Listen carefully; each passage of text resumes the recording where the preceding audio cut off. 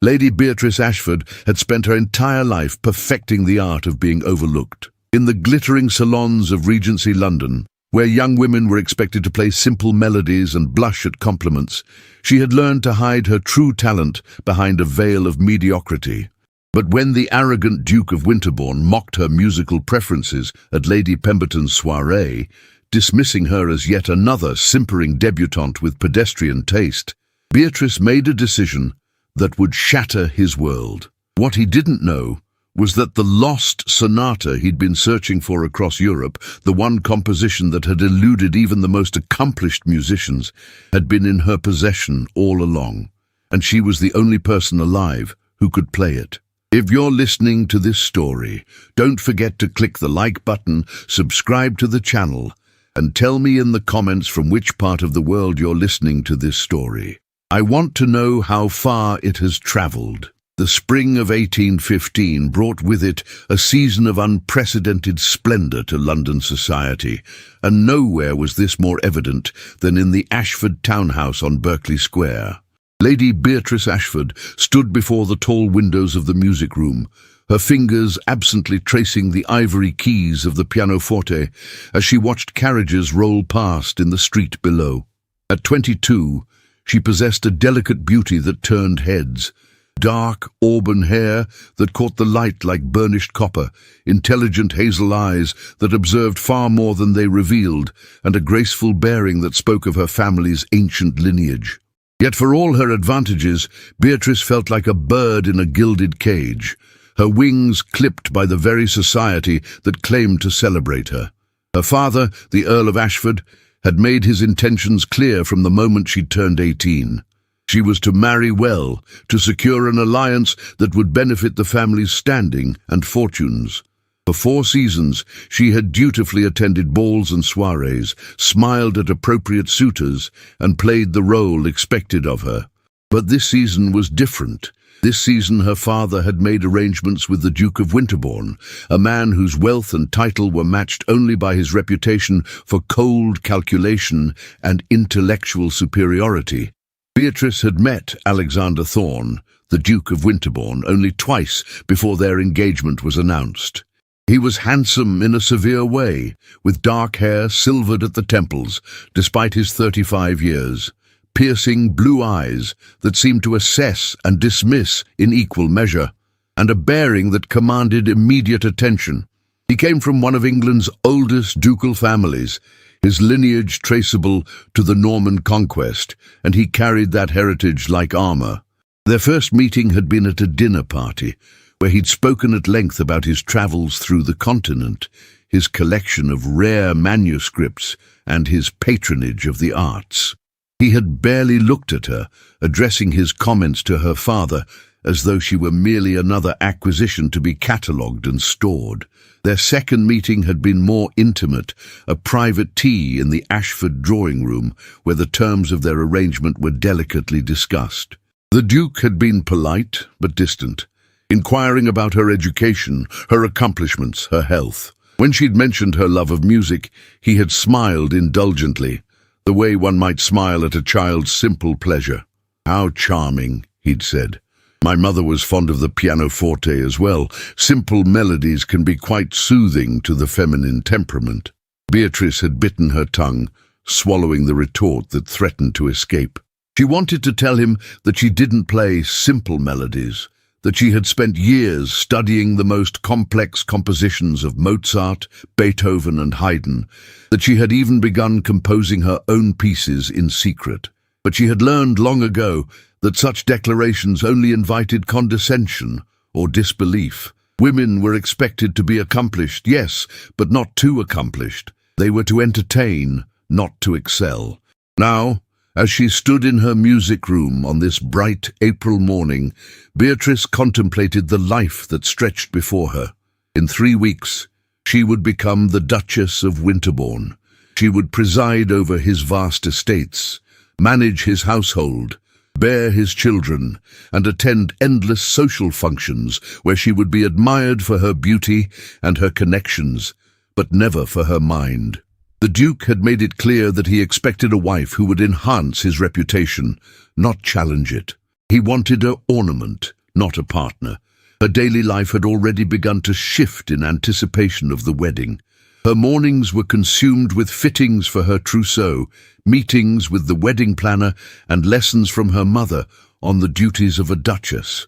Lady Ashford, a woman who had long ago resigned herself to the limitations of her own marriage, seemed determined to ensure that Beatrice understood the importance of compliance. A wife's happiness lies in her husband's satisfaction, she would say, adjusting the fall of lace on yet another gown. Your father and the Duke have made an excellent match. You should be grateful. Grateful. The word echoed in Beatrice's mind as she finally sat down at the pianoforte and began to play.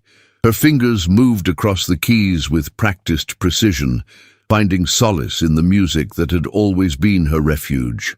She played a Beethoven sonata, one of the later works that few attempted due to its technical demands and emotional complexity. The music filled the room, passionate and defiant, expressing everything she could not say aloud. She didn't hear the door open behind her, didn't notice her younger sister Cecilia slip into the room, until the final notes faded into silence. Cecilia, just 18 and preparing for her own debut, possessed a sunny disposition that seemed untouched by the cynicism that had begun to colour Beatrice's view of their world. That was beautiful, Cecilia said softly, settling onto the window seat. Though I don't know how you can play something so melancholy when you're about to become a duchess. Beatrice turned to face her sister, managing a smile that didn't quite reach her eyes. Perhaps that's precisely why I play it. Cecilia's expression grew troubled. You don't love him, do you? The Duke. Love? Beatrice laughed, but there was no humour in the sound. Love is a luxury for those who can afford it, Cece. I have a duty to our family, and the Duke is an advantageous match. That's all that matters. But surely you could find someone who what? Who sees me as more than a pretty face and a respectable bloodline? Who values my mind as much as my dowry? Beatrice shook her head. Such men don't exist in our world, dear sister. Or if they do, they're not dukes with the power to secure our family's future. The truth was more complicated than Beatrice could explain even to Cecilia. The Ashford family, for all their ancient title and impressive townhouse, were facing financial difficulties that her father had managed to keep hidden from society. Poor investments and mounting debts had left them in a precarious position. The Duke of Winterbourne's interest in Beatrice had been a godsend to her father. The marriage settlement would restore the family's fortunes and ensure Cecilia's own prospects remained bright. Beatrice understood this, accepted it even, but understanding didn't make the cage feel any less confining. That evening, Beatrice attended a musical at Lady Pemberton's residence, one of the last social events before the wedding preparations would consume her entirely. The drawing room was filled with London's elite, all gathered to hear a celebrated Italian soprano who had recently arrived in the city. Beatrice sat near the back, content to observe rather than be observed, when she felt a presence beside her. "Lady Beatrice," the Duke of Winterbourne said, his voice carrying that note of polite indifference she had come to recognize. "I didn't expect to see you here this evening. I thought you'd be occupied with wedding preparations." "Even brides-to-be need occasional respite, Your Grace," she replied, keeping her tone light and pleasant. He settled into the chair beside her, his attention already drifting toward the front of the room where the soprano was preparing to perform. "Indeed. Though I confess I'm surprised you chose a musical evening.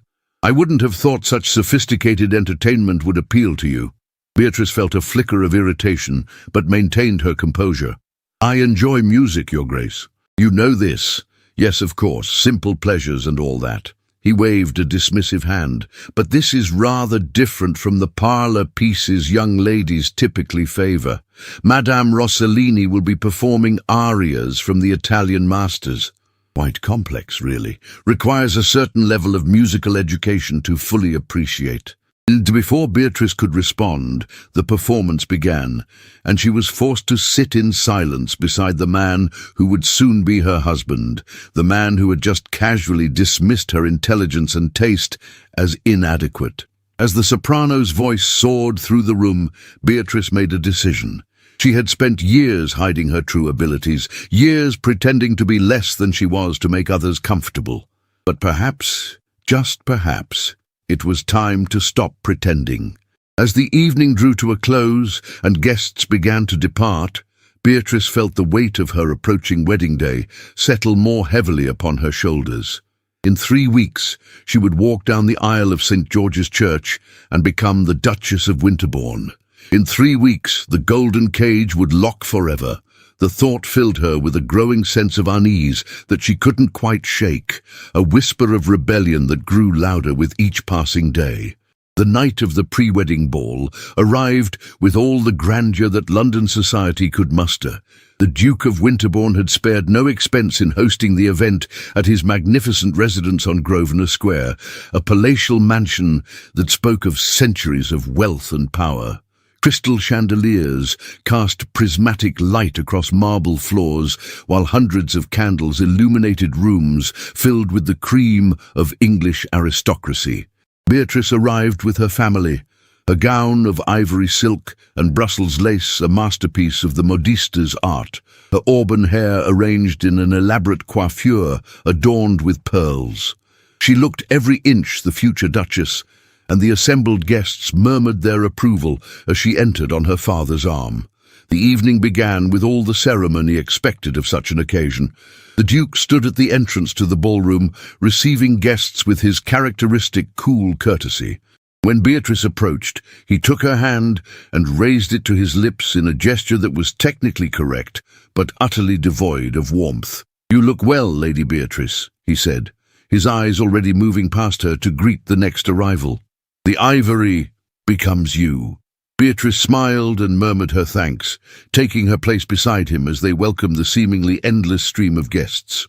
Lords and ladies, politicians and poets, musicians and merchants, all of London's elite had turned out to celebrate the union of two prominent families.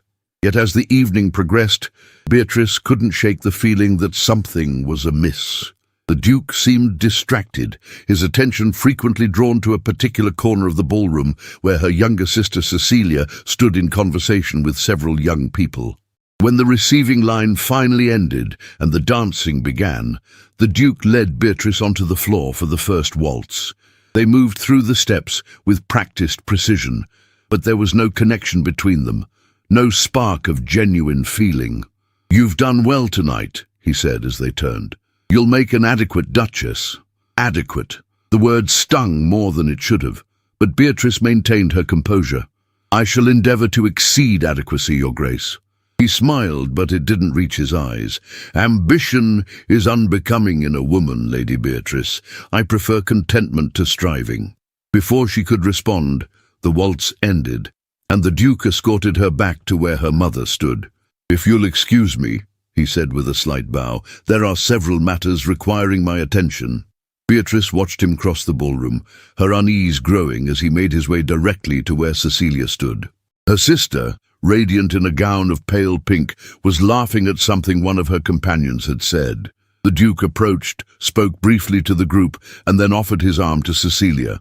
Beatrice felt her heart begin to pound as she watched her sister hesitate, glance in her direction with an expression of confusion, and then accept the Duke's escort. Lady Ashford touched Beatrice's arm. "I'm sure it's nothing, dear. He's simply being polite to your sister." But it wasn't nothing. Beatrice could see that in the way the Duke bent his head towards Cecilia as they walked, in the way her sister's cheeks flushed pink, in the way they disappeared through the French doors leading to the terrace, the ballroom suddenly felt too hot, too crowded, too bright. Beatrice excused herself from her mother and made her way through the throng of guests, following the path the Duke and Cecilia had taken. The terrace was lit by torches that cast dancing shadows across the stone balustrade. At first, Beatrice saw no one, and she felt a moment of relief. Perhaps she had been mistaken. Perhaps her imagination had run away with her. But then she heard voices from the garden below, and she moved to the edge of the terrace, looking down into the shadowed paths. There, beneath an arbour of climbing roses, stood the Duke of Winterbourne and Cecilia.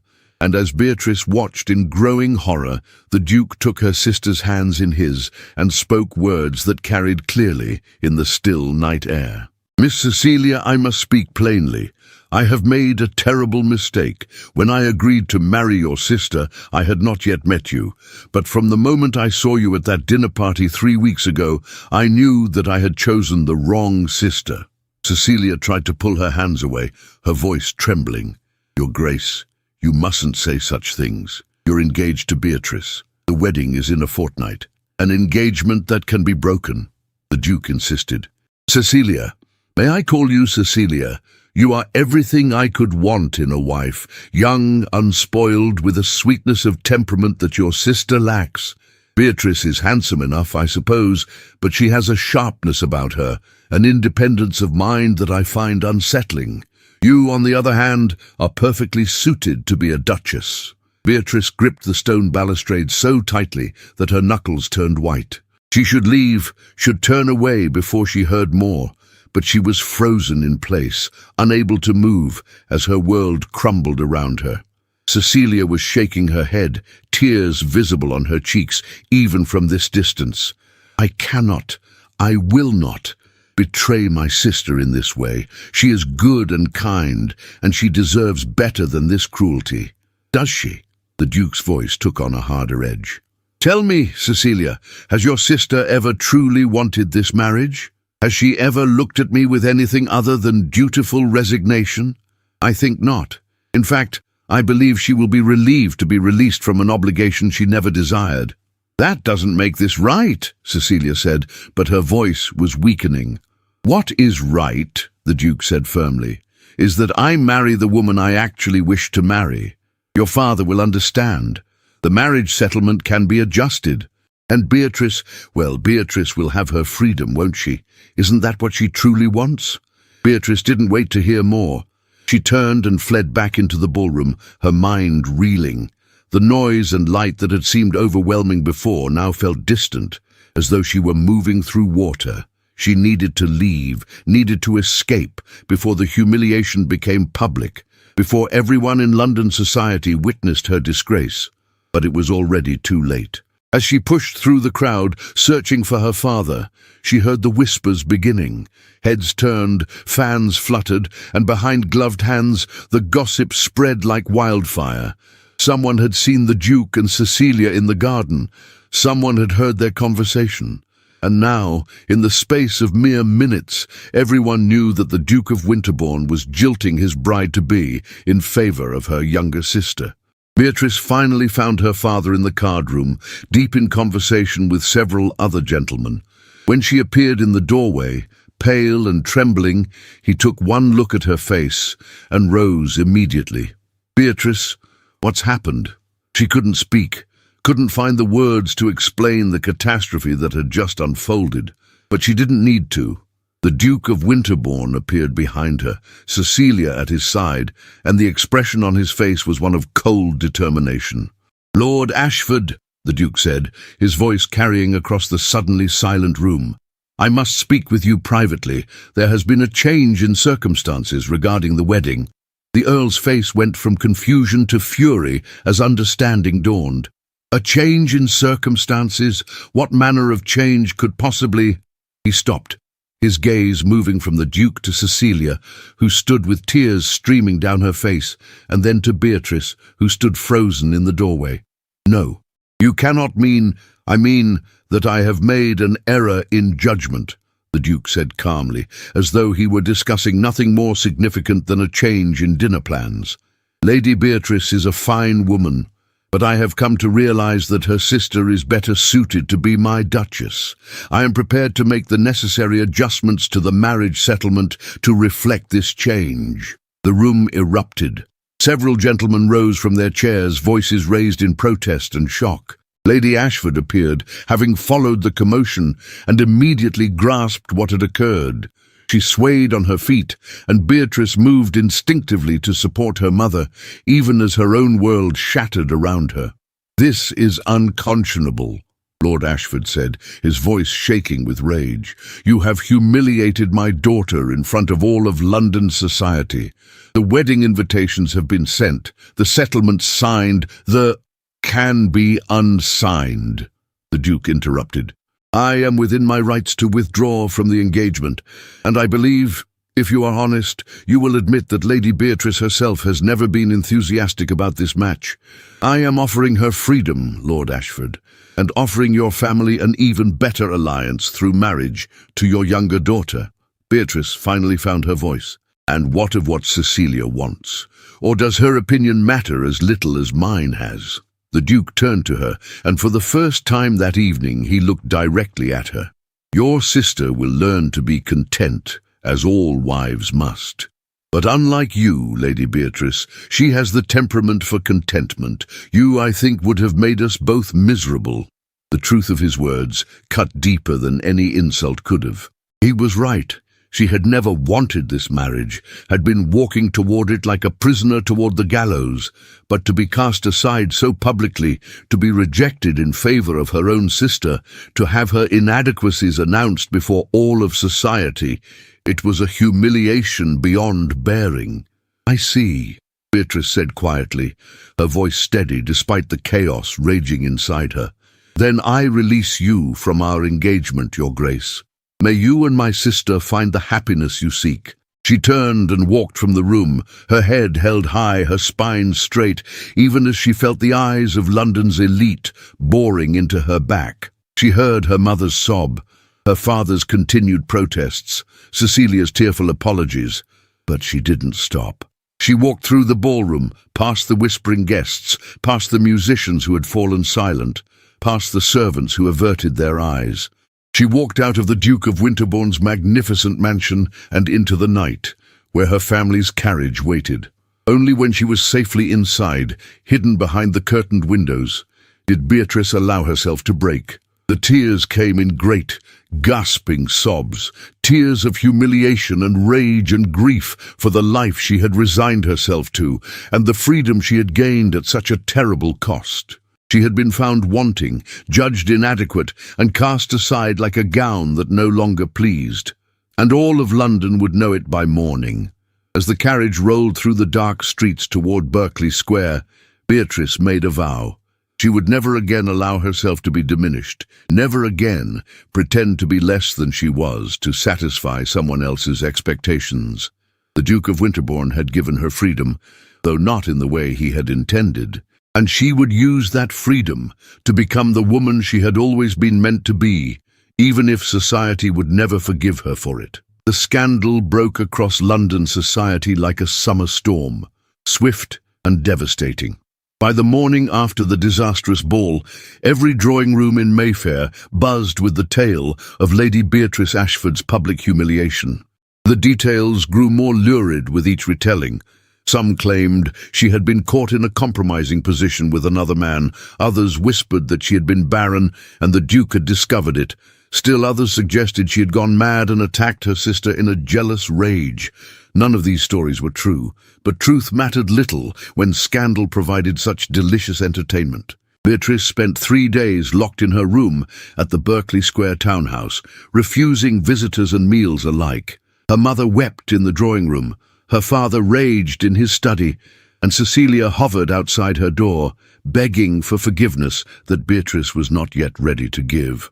On the 4th day, a letter arrived that would change everything. It was from her father's sister, Lady Agatha Thornbury, a widow who had scandalized society years ago by refusing to remarry after her husband's death, and instead dedicating herself to intellectual pursuits. Aunt Agatha lived in Bath, where she hosted a salon frequented by writers, musicians, scientists, and other individuals whom polite society considered dangerously radical. Beatrice had always admired her aunt from afar. Though they had rarely been allowed to spend time together, Lady Ashford considered her sister-in-law's influence corrupting. The letter was brief and to the point. "My dear Beatrice, I have heard of your recent troubles. London is no place for you now. The vultures will pick at your bones until there is nothing left. Come to Bath. Stay with me for as long as you need. I promise you sanctuary, and perhaps something more valuable, perspective. Your affectionate aunt, Agatha. Beatrice read the letter 3 times, each time feeling a small spark of hope kindle in her chest. Bath, a city known for its healing waters and its slightly more relaxed social atmosphere. A place where she might breathe again, away from the suffocating judgment of London society. Her father initially refused to allow it. Running away will only make you look guilty, he argued. You must stay and face down the gossip, show society that you have nothing to be ashamed of. But Beatrice was done with performing for society's benefit. I have nothing to be ashamed of, she agreed. But neither do I have any desire to remain here and be subjected to their cruelty. I'm going to Bath, father, with or without your permission. Perhaps it was the steel in her voice, or perhaps he simply wanted her gone so that he could focus on salvaging Cecilia's prospects. But Lord Ashford relented. Within a week, Beatrice found herself on a coach bound for Bath, a lady's maid beside her, and a trunk full of belongings secured on top. As London's spires faded behind them, Beatrice felt the tight band around her chest begin to loosen. She was leaving behind everything she had known, but she was also leaving behind the cage that had confined her. Aunt Agatha's residence in Bath was a gracious townhouse on the Royal Crescent, with views over the city and the surrounding countryside. The moment Beatrice stepped through the door, she was enveloped in an embrace that smelled of lavender and old books. "My poor dear girl," Agatha said, pulling back to study her niece's face. At 53, Lady Agatha Thornbury was a handsome woman with silver-streaked dark hair, keen grey eyes, and a manner that brooked no nonsense. She wore a simple day dress of deep blue, unadorned by the excessive ruffles and ribbons that fashion dictated, and her only jewellery was a cameo brooch at her throat. "You look exhausted. Come, let's get you settled, and then we shall have tea and talk." Over tea in Agatha's comfortable sitting room, Beatrice found herself telling the whole story, not just the events of the disastrous ball, but everything that had led up to it.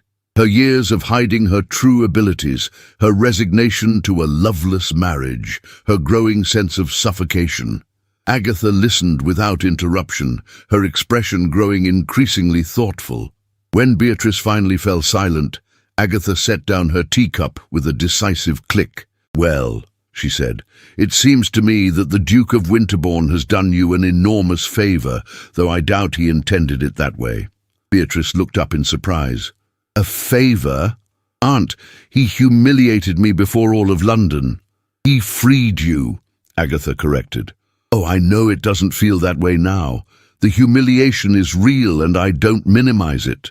But consider what your life would have been as his Duchess. You would have spent decades pretending to be someone you're not, stifling your intelligence and your passion to satisfy his ego. Now, you have a chance to discover who you truly are and what you're truly capable of." "But what use is that when I'm ruined in society's eyes?" Beatrice asked bitterly. "No respectable man will have me now. I'll end up a spinster, dependent on my father's charity." "And would that be so terrible?" Agatha asked. "I am a widow who refused to remarry, and I assure you my life has been far richer and more fulfilling than it ever was when I was trying to be the perfect society wife. There are other ways to live, Beatrice, other paths than the one society has laid out for you, but you must be brave enough to walk them." Over the following weeks, Beatrice began to discover what her aunt meant. Agatha's salon met twice weekly, and Beatrice found herself thrust into a world she had never known existed. Here were women who wrote novels under their own names, men who debated philosophy and politics with passion, musicians who played not for polite applause, but for the pure love of their art.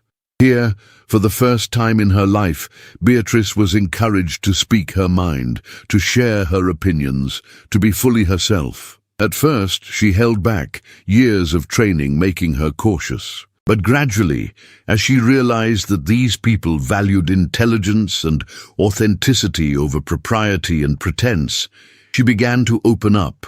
She spoke about music, about the compositions she had studied, about her own tentative attempts at composing. She debated literature with a female novelist who had just published a controversial work on women's education. She discussed science with a gentleman who was studying the new field of geology. It was at one of these salon evenings, about 6 weeks after her arrival in Bath, that Beatrice met Dr. Elias Reed. He arrived late, apologizing for his tardiness with a warm smile that transformed his rather serious face. Dr. Reed was perhaps 30 years old, tall and lean, with light brown hair that refused to stay properly combed and grey eyes that held both intelligence and kindness. He was a physician, Agatha explained, who had recently returned from several years studying medicine in Edinburgh and on the continent. Dr. Reed has been telling me about the most fascinating developments in medical treatment, Agatha said, drawing him into their circle. Elias, this is my niece, Lady Beatrice Ashford. Beatrice, Dr. Elias Reed. Dr. Reed bowed, but there was nothing of the Duke's cold formality in the gesture. Lady Beatrice, I'm delighted to meet you. Your aunt speaks of you often, and with great affection. Does she? Beatrice found herself smiling despite her usual reserve with strangers. I hope she hasn't bored you with tales of her wayward niece. On the contrary, I found her accounts of your musical talent quite intriguing. Lady Agatha mentioned that you've been studying some of the more complex classical compositions. That requires considerable dedication and skill. Beatrice felt a flutter of surprise. He had actually listened to what Agatha had said about her, had registered her accomplishments, rather than dismissing them as mere feminine accomplishments.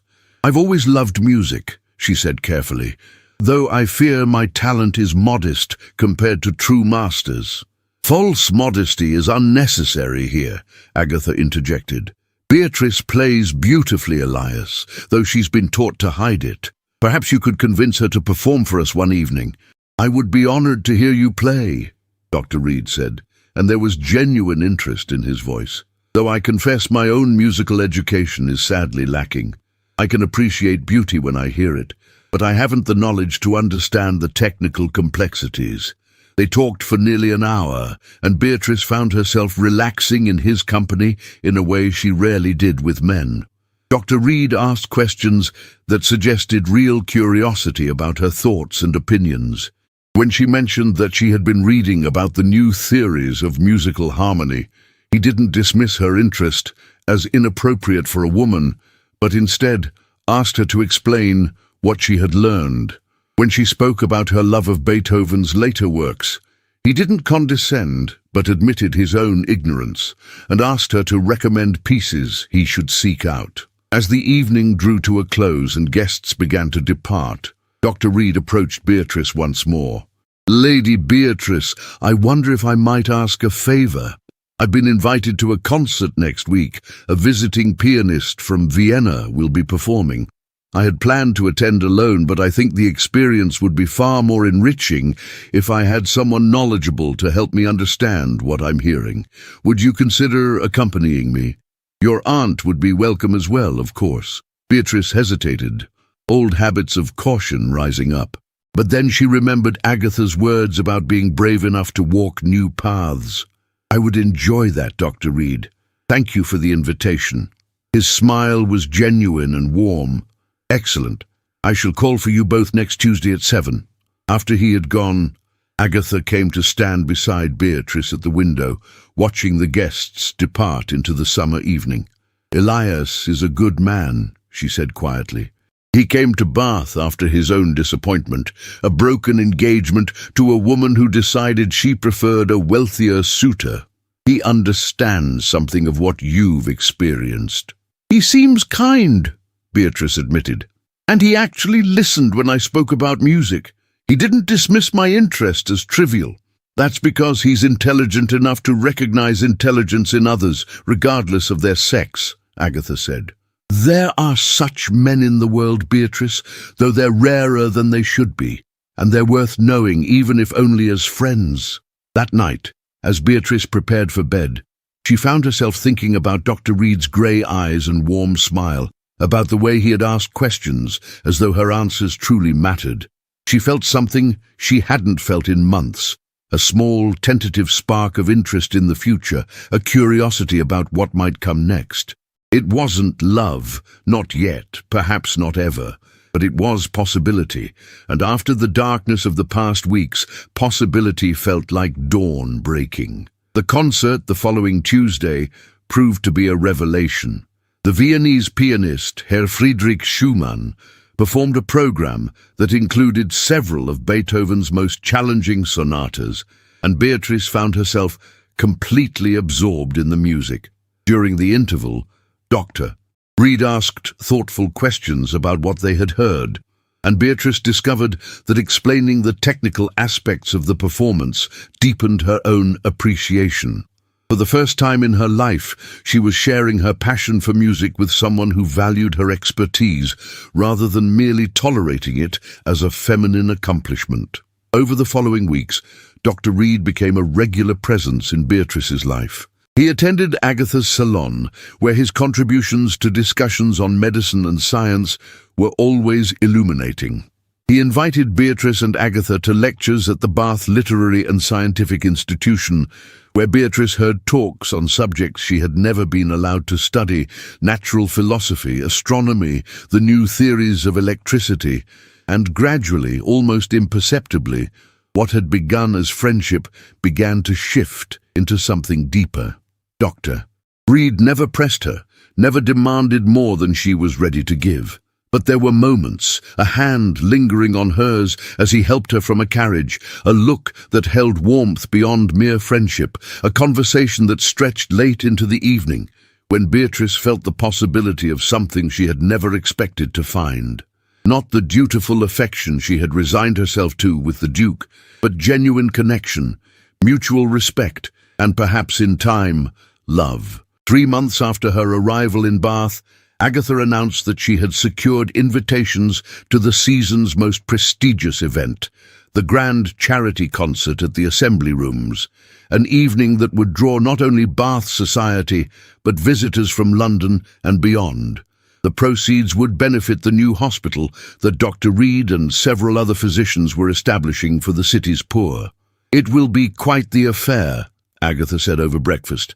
"The Prince Regent himself has sent a donation, and half of London's elite will be in attendance, including, I'm told, the Duke of Winterbourne and his new Duchess."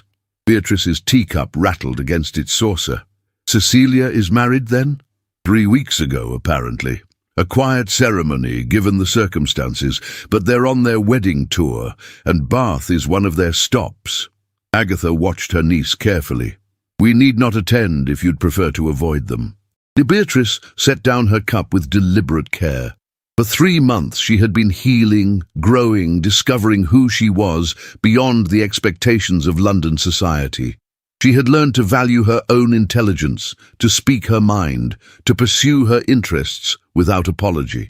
She had found friends who appreciated her for herself, and perhaps in Dr. Reed, something more.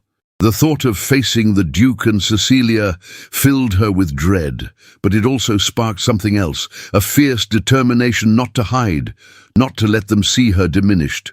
"No," she said firmly, "we will attend. I have nothing to be ashamed of, and I will not skulk in the shadows as though I do." The night of the concert arrived with all the splendor of a Bath summer evening.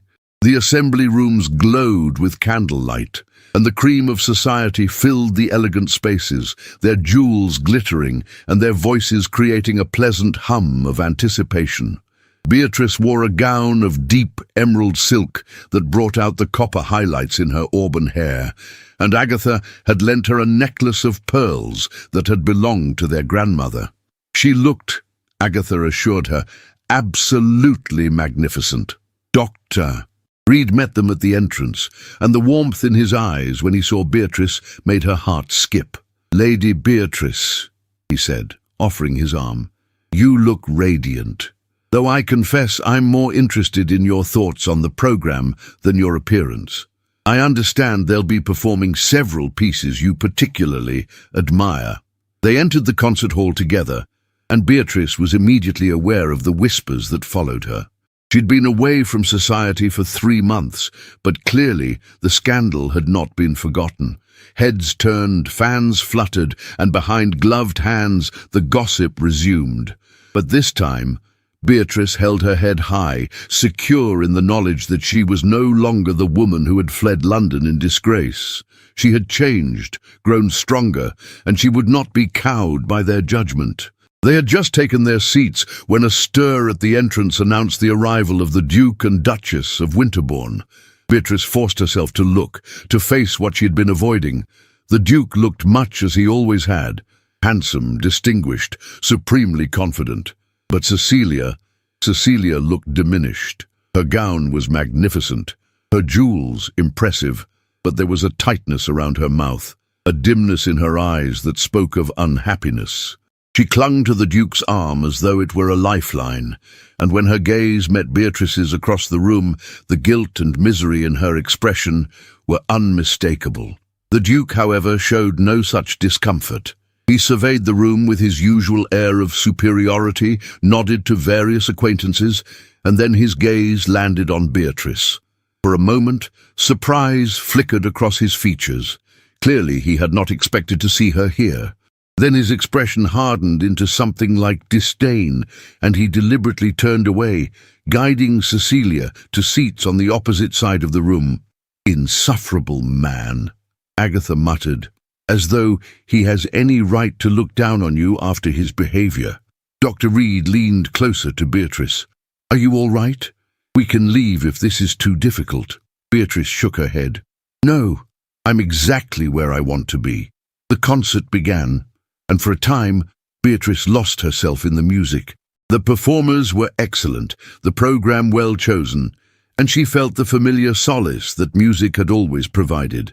But during the interval, as guests mingled and refreshments were served, the inevitable confrontation occurred. Beatrice was standing with Dr. Reed and Agatha, discussing the first half of the program, when the Duke of Winterbourne approached. Cecilia trailed behind him, her face pale and her eyes downcast. "Lady Agatha," the Duke said with a slight bow, "I had not realized you were in Bath, and Lady Beatrice, how unexpected to see you here." "Is it?" Beatrice replied coolly. "I have been residing with my aunt for the past 3 months. Bath society has been most welcoming." The Duke's gaze shifted to Dr. Reed, and something like contempt flickered in his eyes. "I see you found new companions. How quickly one adapts to reduced circumstances." Dr. Reed stiffened, but before he could respond, Beatrice spoke. "Dr. Reed is a physician and a scholar, Your Grace. I consider myself fortunate to count him among my friends. But then, you always did have difficulty recognizing true worth when you saw it." The Duke's jaw tightened. "Still as sharp-tongued as ever, I see. I had hoped that your time away from society might have taught you the value of a more agreeable temperament. And I had hoped that marriage might have taught you the value of kindness," Beatrice countered. "But it seems we have both been disappointed in our expectations." Cecilia finally spoke, her voice barely above a whisper. "Beatrice, please, I never meant—" "I know," Beatrice said, her tone softening slightly as she looked at her sister. "But intentions matter little when weighed against consequences, don't they?" The Duke placed a possessive hand on Cecilia's arm. "Come, my dear, we needn't subject ourselves to this unpleasantness. Lady Beatrice has made her choices, and we have made ours. I'm sure she's quite content with her new life, limited though it may be." As they turned to leave, Beatrice felt a surge of anger, unlike anything she had experienced before. For months, she had been the object of scorn and pity, had been judged and found wanting by a man who had never truly seen her. And suddenly she was done with silence, done with accepting his assessment of her worth. "Your Grace," she called out, her voice carrying across the crowded room. The Duke stopped, turning back with an expression of irritation. "I wonder," Beatrice continued, "if you still maintain your interest in rare musical manuscripts. I recall you mentioning your collection during our brief acquaintance." The Duke's expression shifted to one of wary interest. "I do. It is one of the finest private collections in England. Why do you ask?" I was merely curious whether you had succeeded in your search for the lost Clementi sonata, the one you told my father you would pay any price to acquire. Now she had his full attention. The Duke took a step closer, his eyes narrowing. The sonata in F minor. No one has found it. Clementi wrote it late in his life, but the manuscript disappeared after his death. It's been lost for nearly 2 decades. Beatrice smiled, and there was something dangerous in the expression. Not lost, Your Grace, merely waiting for someone worthy of playing it. The room had gone quiet, other conversations fading as people sensed the drama unfolding. The Duke stared at Beatrice, disbelief and hunger warring in his expression. You're saying you have it? That's impossible. I've had agents searching across Europe for years. And yet, Beatrice said softly, it has been in England all along, in my possession to be precise. A gift from my grandmother, who studied with Clementi himself in her youth. She gave it to me on her deathbed, knowing I was the only one in the family with the skill to do it justice. The Duke's face had gone pale. If this is true, if you truly have the manuscript, I will pay whatever you ask for it. It's not for sale, Beatrice said, but I would be willing to play it here, tonight, if the organizers of the concert would permit an additional performance. The room erupted in excited whispers. The chairman of the concert committee, Lord Hartwell, pushed forward through the crowd. Lady Beatrice, are you serious? The lost Clementi sonata. If you could perform it, it would be the musical event of the decade. I am quite serious, Beatrice replied, and I would be honored to contribute to such a worthy cause as the new hospital. Within minutes, arrangements were made. The second half of the program would be delayed to allow Lady Beatrice Ashford to perform the legendary Lost Sonata. As the audience returned to their seats, buzzing with anticipation, Dr. Reed took Beatrice's hand. That was either very brave or very reckless, he said quietly. Can you truly play it? I've been practicing it for 10 years, Beatrice replied. It's the most technically demanding piece I know, and the most beautiful. I've never performed it publicly because I knew that once I did, everyone would know I had been hiding my true abilities all along. But I'm done hiding, Elias. I'm done pretending to be less than I am. He squeezed her hand gently. Then show them who you truly are. Beatrice walked to the pianoforte that had been positioned at the front of the hall. The room fell silent as she settled onto the bench, her hands resting lightly on the keys. She could feel hundreds of eyes on her, curious, skeptical, eager. She could see the Duke in his seat, leaning forward with an expression of intense concentration. She could see Cecilia, tears streaming down her face. She could see Agatha beaming with pride, and Dr. Reed, his grey eyes warm with encouragement. And then she began to play. The Clementi Sonata in F minor was a masterpiece of late classical composition, bridging the gap between Mozart's elegance and Beethoven's passion. It opened with a haunting melody in the minor key, deceptively simple at first, before exploding into a cascade of complex harmonies and technically demanding passages. Beatrice's fingers flew across the keys, her years of secret practice evident in every note. She played with a passion and skill that left no doubt of her mastery, pouring into the music all the emotion she had suppressed for so long. The anger, the grief, the joy of liberation, the tentative hope for the future. The second movement was slower, more introspective, a meditation on loss and longing that brought tears to many eyes. Beatrice played it with exquisite sensitivity, each phrase perfectly shaped, each dynamic carefully controlled. This was not the playing of an accomplished amateur, but of a true artist, someone who understood the music not just technically but emotionally, spiritually. The final movement returned to the minor key, building to a triumphant conclusion that showcased every aspect of Beatrice's considerable technique: rapid scales, complex chord progressions, intricate counterpoint. As she played the final ringing chords, the entire room seemed to hold its breath. Then the silence shattered into thunderous applause. People rose to their feet, calling out their approval, demanding an encore. Beatrice stood and curtsied, her heart pounding, her hands trembling with the aftermath of such an intense performance. She had done it. She had revealed herself completely, and instead of scorn, she had received acclaim. Dr. Reed was the first to reach her as she stepped away from the pianoforte, and the look in his eyes made her breath catch. "That was extraordinary," he said. "You are extraordinary." Before she could respond, Lord Hartwell was there, pumping her hand enthusiastically. "Lady Beatrice, that was magnificent, simply magnificent. We must have you perform again, perhaps a full concert of your own." Others crowded around, offering congratulations and praise. But through the throng, Beatrice saw the Duke of Winterbourne standing alone, his face a mask of shock and something that might have been regret. Cecilia had disappeared, perhaps unable to bear witnessing her sister's triumph. Finally, the Duke made his way to where Beatrice stood. "I had no idea," he said quietly. "All those months we were engaged, and I never knew you could play like that." "You never asked," Beatrice replied. "You never wanted to know. You wanted a decorative duchess, not a woman with her own talents and passions." "I was a fool," the Duke admitted, and for the first time she heard genuine emotion in his voice. "I threw away something precious because I was too blind to see its value." "Yes," Beatrice agreed, "you did, but in doing so, you gave me the freedom to become who I was always meant to be. So perhaps I should thank you, Your Grace." She turned away from him then, back to where Dr. Reed and Agatha waited, back to the life she was building for herself.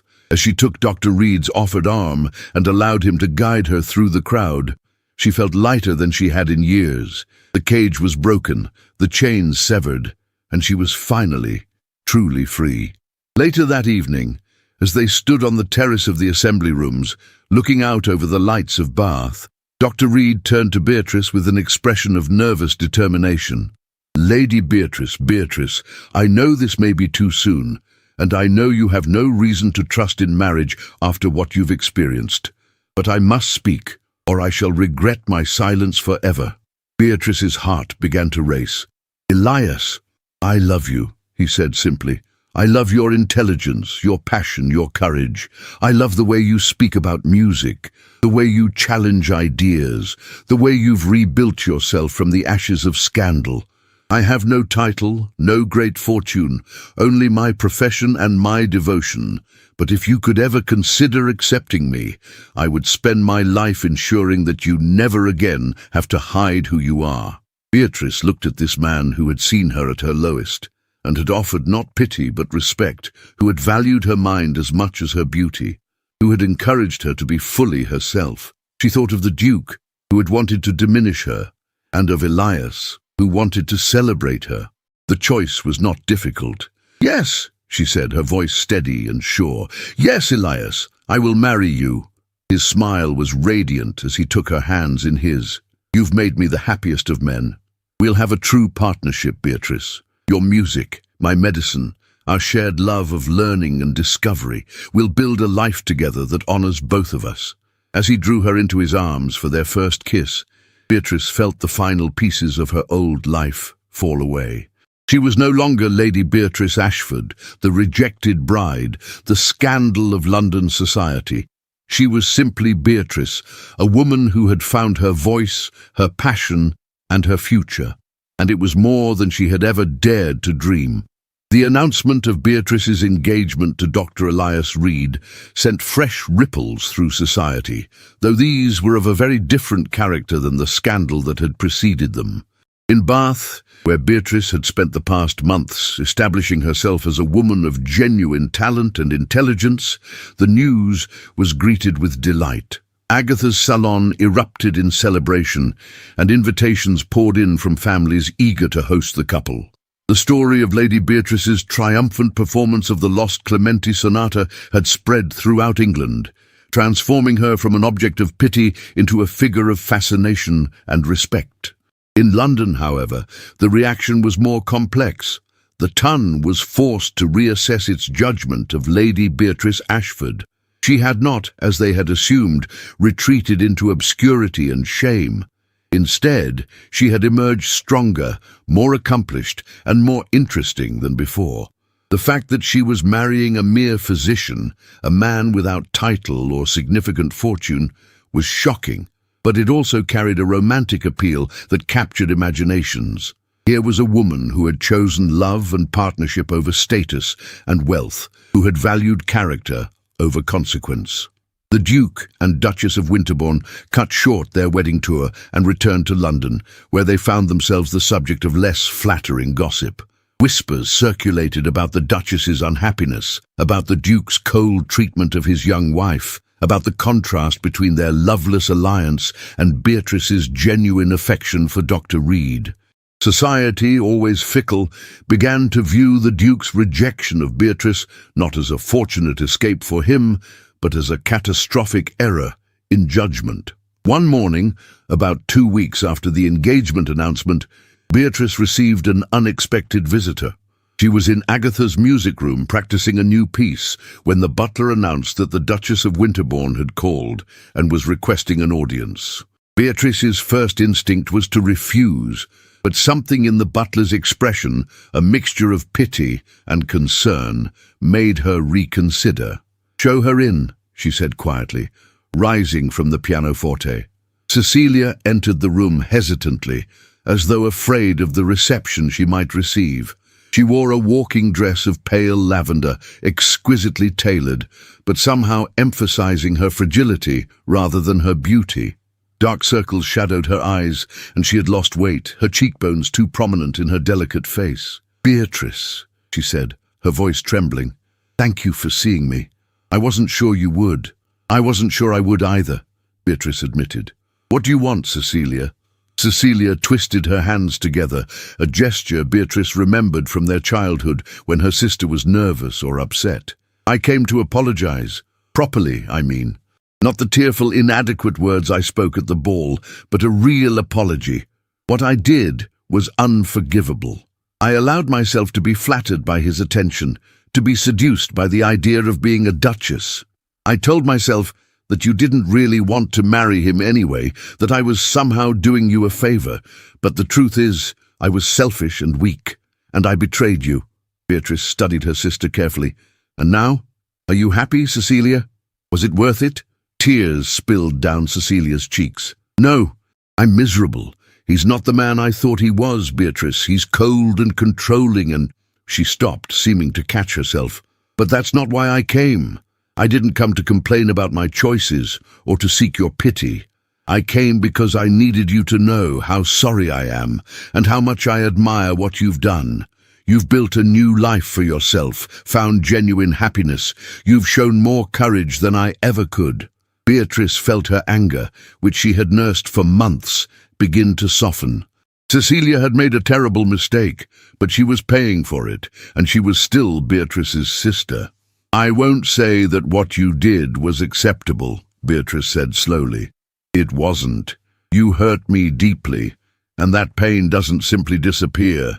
But I also understand that you were young and foolish, and that the Duke manipulated both of us. I'm not ready to forget what happened, but perhaps in time I can forgive." Cecilia nodded, wiping at her tears. "That's more than I deserve. I hope you'll be happy with Dr. Reed. From what I've heard, he's a good man who truly values you." "He is," Beatrice agreed.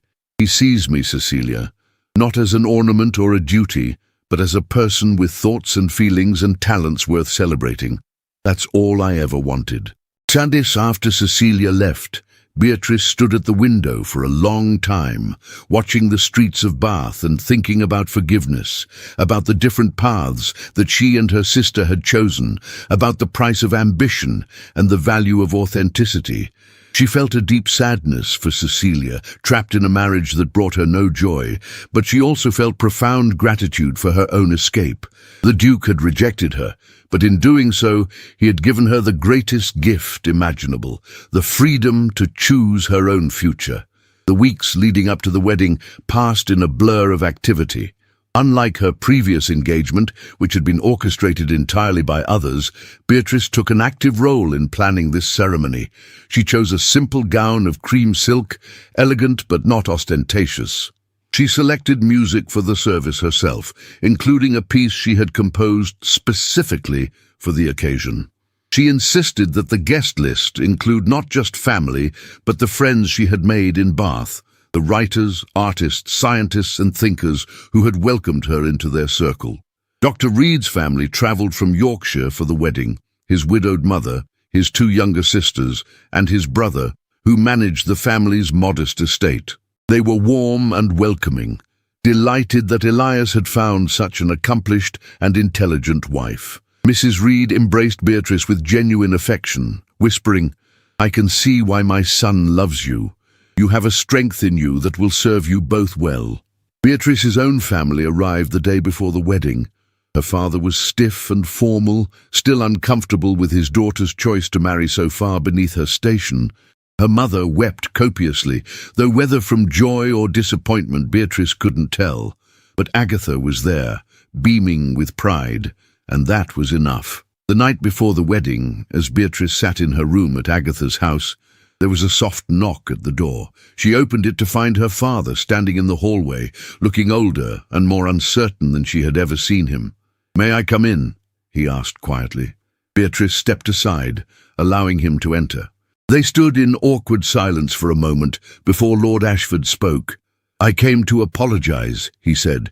"I pushed you toward a marriage that would have made you miserable because I was thinking only of the family's financial security and social position. I didn't consider your happiness, your desires, your remarkable talents. I treated you as a commodity rather than as my daughter, and for that I am deeply sorry." Beatrice felt tears prick her eyes.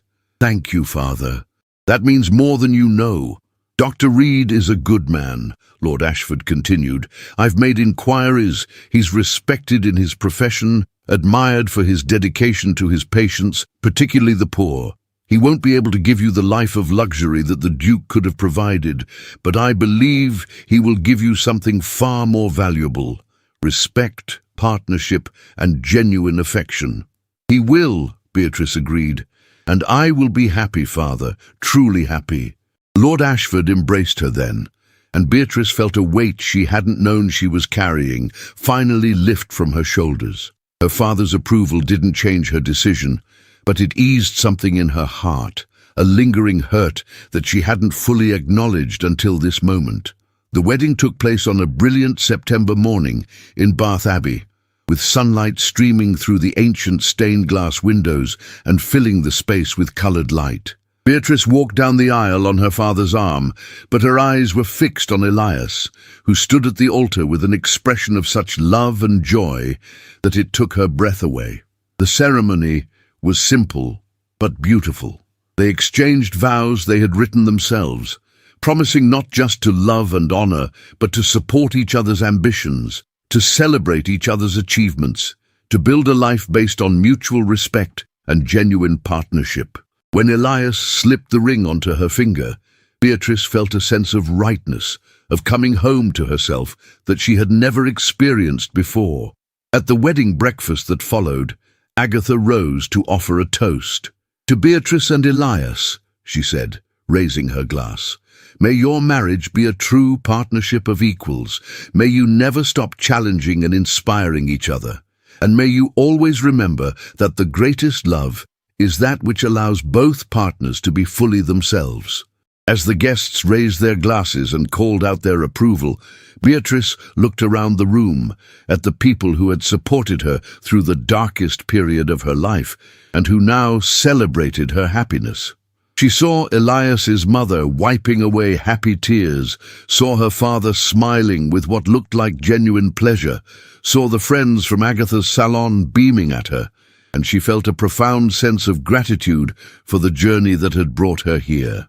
Later, as she and Elias prepared to depart for their wedding trip, a tour of the Lake District where they planned to walk, read, and simply enjoy each other's company, Beatrice took a moment to stand alone in the abbey, looking up at the soaring arches and the light filtering through the windows. She thought about the woman she had been 6 months ago, trapped in a life she hadn't chosen, resigned to a future that would have slowly suffocated her spirit. She thought about the humiliation of that terrible night, the pain of rejection, the shame of public scandal, and she realized that all of it, every moment of suffering, every tear shed, every whispered insult endured, had been necessary to bring her to this moment. She had been broken down so that she could be rebuilt, stronger and truer than before. "Ready?" Elias asked, appearing beside her and offering his hand. Beatrice took it, lacing her fingers through his. "Yes," she said, "I'm ready." As they walked out of the abbey together into the bright September sunshine, Beatrice felt the future stretching before her, full of possibility and promise. She was no longer Lady Beatrice Ashford, the Earl's daughter who had been found wanting. She was Mrs. Elias Reed, a woman who had chosen her own path and claimed her own destiny, and she had never been more certain that she was exactly where she was meant to be. 8 months after her wedding, Beatrice stood in the drawing room of the comfortable townhouse she and Elias had purchased in Bath, putting the finishing touches on preparations for the evening's salon. The room was arranged to accommodate both conversation and music, with chairs grouped in intimate clusters and the pianoforte positioned where it could be heard throughout the space. Fresh flowers from the garden filled vases on every surface, and the table was laden with refreshments that their housekeeper, Mrs. Davies, had spent the day preparing. Life as Mrs. Reed had exceeded even Beatrice's hopeful expectations. The house they had chosen was modest by aristocratic standards, but perfect for their needs, large enough to entertain, with a dedicated music room for Beatrice's practice and a study for Elias's medical research, but intimate enough to feel like a true home rather than a showplace. They had furnished it with care, choosing pieces for comfort and beauty rather than ostentation, filling the shelves with books they both loved, hanging artwork that spoke to them rather than impressed visitors. Beatrice's days had fallen into a rhythm that brought her deep satisfaction. Her mornings were dedicated to music, practice, composition, and increasingly teaching. Word of her talent had spread, and she now had a small but select group of students, young women whose families valued genuine musical education over mere accomplishment. She taught them not just technique, but interpretation, not just to play correctly, but to play with passion and understanding. Watching her students discover their own musical voices gave Beatrice a sense of purpose she had never found in the endless social obligations of her previous life. Her afternoons were often spent at the hospital that Elias and his colleagues had established for Bath's poor. Beatrice had discovered that she had a gift for administration and fundraising, and she had taken on the role of organizing charity concerts and soliciting donations from wealthy patrons. She used her connections to London society, connections that had been renewed once her marriage and musical talent had made her interesting rather than scandalous, to secure support for the hospital's expansion. It was deeply satisfying work, using her social skills and her family name for a purpose that actually mattered. Evenings were reserved for the salon that she and Agatha now hosted jointly, alternating between their two homes. These gatherings had become the intellectual heart of Bath society, drawing not just local residents, but visitors from across England who wanted to participate in the lively discussions of literature, science, philosophy, and art. Beatrice had discovered that she loved facilitating these conversations, drawing out shy participants, challenging assumptions, creating an atmosphere where ideas could be freely exchanged, regardless of the speaker's sex or social status. And through it all, there was Elias.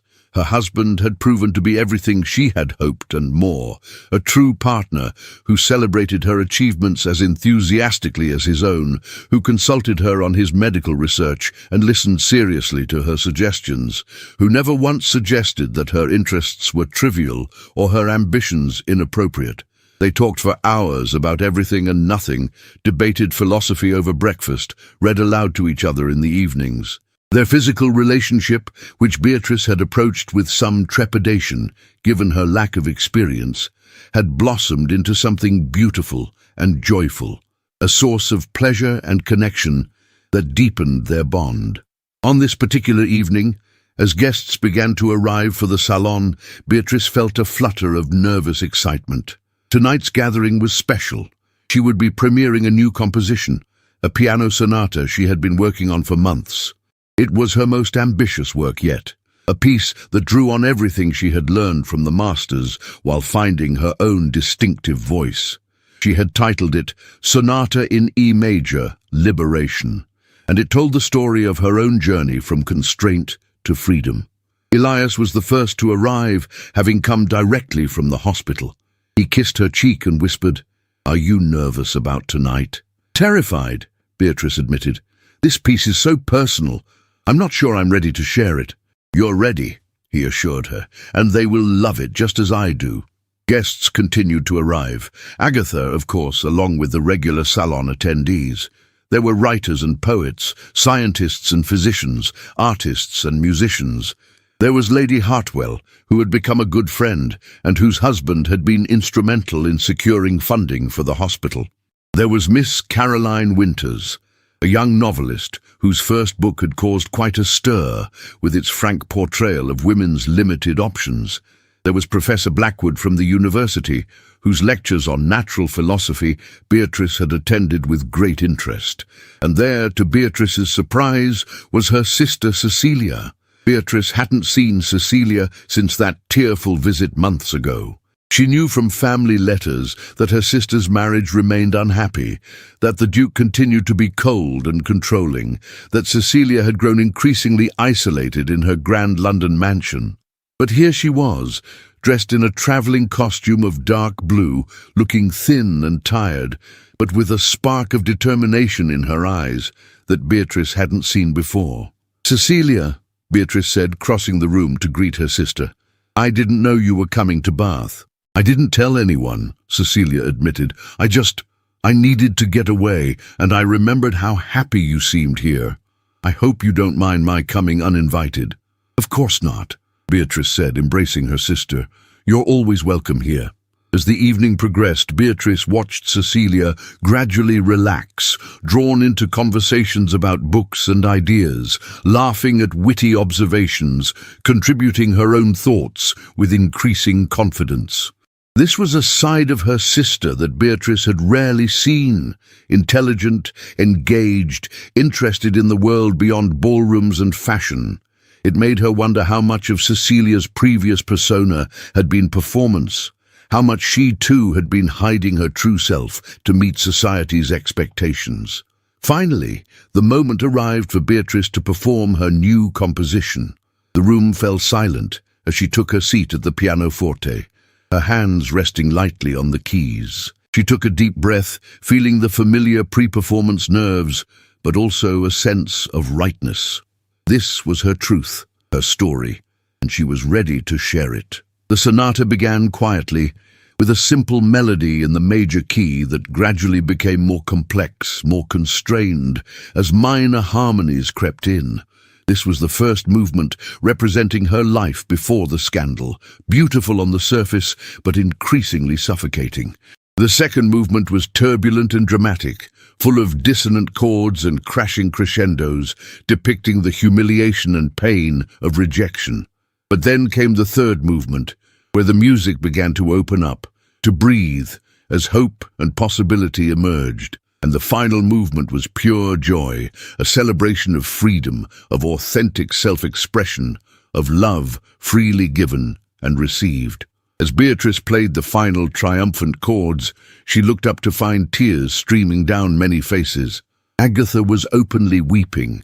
Elias's eyes were bright with emotion, and even the usually reserved Professor Blackwood was wiping at his eyes. But it was Cecilia's expression that struck Beatrice most deeply. Her sister looked transformed, as though she had just witnessed something that changed her understanding of what was possible. The applause was thunderous, but Beatrice barely heard it. She rose from the pianoforte and found herself immediately surrounded by well-wishers, all eager to express their admiration and appreciation. But she made her way through the crowd to where Cecilia stood, still looking dazed. "That was your story," Cecilia said quietly. "Everything you went through, everything you overcame. It was beautiful, Beatrice. And it made me realize something." "What's that?" Beatrice asked. "That I've been living the life you escaped. I'm trapped in the cage you broke free from, and I've been too afraid to even try to open the door." Cecilia's voice grew stronger, more determined. "But watching you tonight, seeing what you've built for yourself, the happiness you've found, it's shown me that there are other ways to live. I don't have to accept misery as my fate." Beatrice took her sister's hands. "What are you saying, Cecilia?" "I'm saying that I'm going to leave him, the Duke. I'm going to end my marriage and face whatever scandal comes from it, because I'd rather be ruined and free than respectable and miserable." Beatrice felt a surge of concern. "Cecilia, that's a serious decision. The consequences will be severe, I know. But you survived scandal, and you're happier than you've ever been. Maybe I can too." Cecilia squeezed Beatrice's hands. "Will you help me? Will you let me stay here in Bath while I figure out my next steps?" Beatrice didn't hesitate. "Of course. You're my sister. Whatever you need." In the weeks that followed, Cecilia did indeed leave the Duke of Winterbourne, creating a scandal that eclipsed even Beatrice's previous disgrace. The Duke was furious, threatening legal action and social ruin. London society was divided. Some condemned Cecilia for abandoning her marriage vows. Others quietly admired her courage. But in Bath, surrounded by Beatrice and Elias's supportive circle, Cecilia began to heal and to discover who she was, beyond the roles others had assigned her. One afternoon, about a month after Cecilia's arrival, Beatrice received a letter that made her laugh aloud. It was from Lady Pemberton, the hostess of that fateful musical where the Duke had first dismissed Beatrice's musical taste. "My dear Mrs. Reed," the letter read, "I write to inform you that the Duke of Winterbourne called upon me yesterday, inquiring whether I knew the whereabouts of the Clementi manuscript. He offered a quite substantial sum for it, claiming it was of great historical importance. I took great pleasure in informing him that such matters were entirely your concern, not mine, and that given his treatment of you, he could hardly expect your cooperation. His expression was most gratifying. I thought you might enjoy knowing that your triumph continues to vex him." Beatrice shared the letter with Elias over dinner that evening, and they both laughed at the Duke's continued obsession with the manuscript. "Will you ever publish it?" Elias asked. "Allow other musicians to perform it?" "Perhaps," Beatrice said thoughtfully. "But not yet. For now it's mine. A symbol of everything I kept hidden for so long and everything I've reclaimed. When I'm ready to share it with the world, I will. But on my terms, not because someone like the Duke demands it." As summer turned to autumn and then to winter, Beatrice's life continued to flourish. Her reputation as both a performer and a composer grew, and she received invitations to perform in London, Edinburgh, and even Paris. She and Elias travelled together when possible, combining his medical conferences with her concerts, exploring new cities and ideas together. When they were apart, they wrote long letters full of observations and affection, counting the days until they would be reunited. Cecilia, meanwhile, had begun to find her own path. She discovered a talent for painting and began taking lessons from a local artist. She also became involved in the hospital's work, particularly in establishing a program to teach poor women basic nursing skills so they could support themselves. The scandal of her separation from the Duke gradually faded, replaced by respect for the work she was doing and the courage she had shown in choosing authenticity over status. One spring morning, exactly a year after her wedding, Beatrice woke to find Elias already awake, watching her with an expression of such tenderness that it made her heart skip. "What is it?" she asked, smiling. "I was just thinking about how lucky I am," he said, "to have found you, to share this life with you. You've made me happier than I ever imagined possible." "The feeling is entirely mutual," Beatrice assured him, reaching up to touch his face.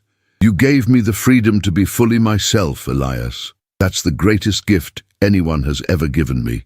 Later that day, as Beatrice sat at her pianoforte working on a new composition, she paused to look around the music room. Sunlight streamed through the windows, illuminating the shelves of music, the comfortable chairs where Elias often sat to listen to her practice, the flowers she had arranged that morning.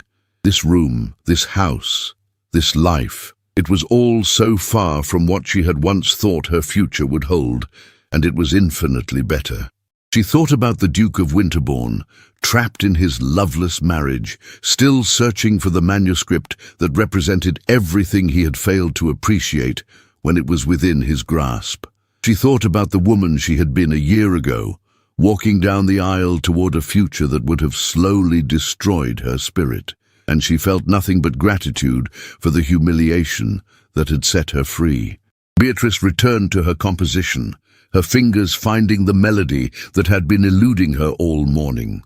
The music flowed from her, joyful and complex, technically demanding but emotionally resonant.